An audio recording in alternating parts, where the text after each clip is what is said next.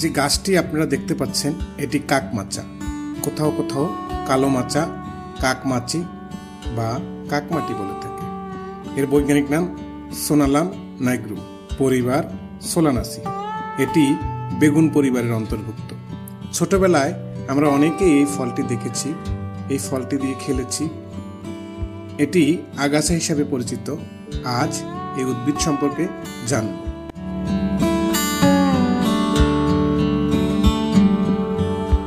কাকমাচি একটি গুল্ম জাতীয় উদ্ভিদ, যার পাতা, ফল কখনো কখনো ওষুধ হিসেবে ব্যবহৃত হয়।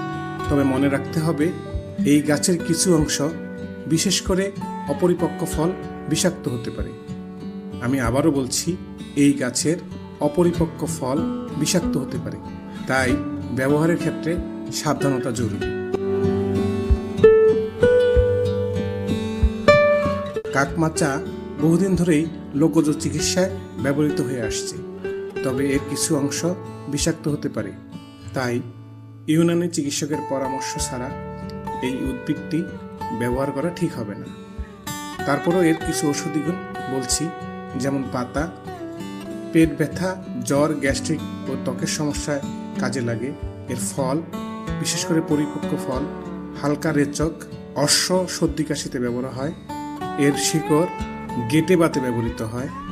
সম্পূর্ণ গাছ কখনো কখনো হাঁপানি বা হেপাটাইটিসে ব্যবহৃত হয়, তবে অবশ্যই সতর্কতার সাথে।